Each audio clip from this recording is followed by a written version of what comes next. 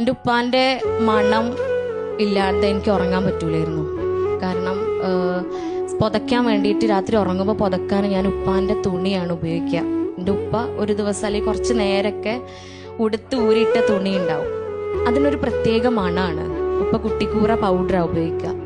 ഈ പൗഡറും ഉപ്പാൻ്റെ വിയർപ്പും കൂടിയൊക്കെ കലർന്നൊരു പ്രത്യേക മണമുണ്ട് കേട്ടോ. ഈ മണം ഉണ്ടെങ്കിലേ എനിക്ക് ഉറങ്ങാൻ പറ്റുള്ളൂ. ചെറുപ്പത്തിലേ കുഞ്ഞു കുട്ടിയായപ്പോൾ മുതലേ എനിക്കുള്ള ശീലമാണെന്ന് ഉമ്മ പറയും. അപ്പോൾ അത് ദിവസവും മുഖത്തിട്ട് അത് പുതച്ച് കിടക്കുന്നത് കൊണ്ട് എനിക്കതിൻ്റെ ഒരു മൂല്യം മനസ്സിലായിട്ടുണ്ടായിരുന്നില്ല. അതില്ലാണ്ടാവുമ്പോഴൊരവസ്ഥ മനസ്സിലായിട്ടുണ്ടായിരുന്നില്ല.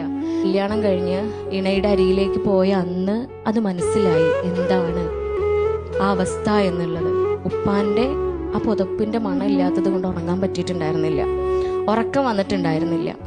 പക്ഷേ ഉപ്പയുടെ മണം വേണം, ഉപ്പയുടെ പുതപ്പ് വേണമെന്ന് ആഗ്രഹിച്ചത് കൊണ്ട് അടുത്ത ദിവസം കല്യാണം കഴിഞ്ഞ ഉമ്മയും എല്ലാവരും നമ്മളൊരു കാണാൻ വരലുണ്ട് അല്ലേ. പിറ്റേ ദിവസം നമ്മൾ വീട്ടിലേക്ക് കാണാൻ വരും, അടുക്കള കാണാൻ വരിക എന്നൊക്കെ പറയും. അന്ന് വരുമെന്ന് അറിഞ്ഞത് കൊണ്ട് ഉമ്മാനെ വിളിച്ച് ഞാൻ പറഞ്ഞു, ഉമ്മ നിങ്ങൾ വരുമ്പോൾ ഉപ്പാൻ്റെ ഒരു തുണിയും കൊണ്ടുവരണം കേട്ടോ. അങ്ങനെ ഉമ്മ തുണിയും കൊണ്ട് വന്ന് ആ തുണി പുതച്ചിട്ടാണ്, ആ തുണി മുഖത്തിട്ടിട്ടാണ് ഞാൻ ഉറങ്ങാറ്. 2 ദിവസം മുൻപ് എയർപോർട്ടിൽ ഇരുന്ന സമയത്ത് ഞാൻ പഠിച്ചവനോട് കുറേ നന്ദി പറഞ്ഞിട്ടുണ്ട്. എൻ്റെ ഉപ്പാനെ പഠിച്ചോനെ ഗൾഫുകാരനാക്കിയില്ലല്ലോ, എൻ്റെ ഇണയ തമ്പുരാനെ ഗൾഫുകാരനാക്കിയില്ലല്ലോ എന്ന് ഞാൻ പഠിച്ചവനോട് നന്ദി പറഞ്ഞിട്ടുണ്ടായിരുന്നു. കുറച്ച് ദിവസം മാത്രമേ ഞാൻ പിരിഞ്ഞിരുന്നിട്ടുള്ളൂ. വർഷങ്ങളോളം പ്രവാസത്തിലേക്ക് കടക്കേണ്ടി വന്ന, തികച്ചും അള്ളാഹുവിൻ്റെ തീരുമാനപ്രകാരം മാത്രം പ്രവാസ ജീവിതത്തിലേക്ക് എത്തിപ്പെട്ട നമ്മുടെ സുഹൃത്തുക്കളുടെ സഹോദരി സഹോദരന്മാരുടെ ആ ഒരു വിധി എന്ന് പറയുന്നത് ഇങ്ങനെ മനസ്സിൽ ഓർക്കുകയാണ്. പക്ഷേ എന്നിരുന്നാലും കേൾക്കൂലേ, 10-30 വർഷം ഗൾഫിൽ നിന്നിട്ട് എന്തേ ഉണ്ടാക്കി, അല്ലെങ്കിൽ 40 വർഷം ഗൾഫിൽ നിന്നിട്ട് ഓനൊരു പുരയും കൂടെ ഇല്ല, ഈ കാലം ഗൾഫിൽ നിന്നിട്ട് എന്താ ഉണ്ടാക്കിയത്, അല്ലെങ്കിൽ എന്താ സമ്പാദിച്ചത് എന്നൊക്കെ ചോദിച്ചിട്ടുണ്ടാവും.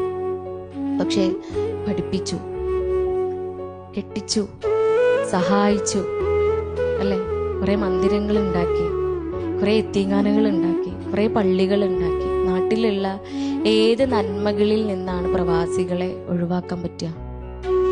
എടുത്തു നോക്കിക്കഴിഞ്ഞാൽ നാട്ടിലുള്ള എല്ലാ നന്മകളിലും പ്രവാസികളുടെ പങ്കുണ്ടാവും. പരിശുദ്ധ ഖുർആൻ അള്ളാഹു നമ്മോട് പറയുന്നുണ്ട് ഖുർആനിലൂടെ, നിങ്ങൾ പ്രതിഫലം ഒന്നും പ്രതീക്ഷിക്കാതെ പ്രവർത്തിക്കുക.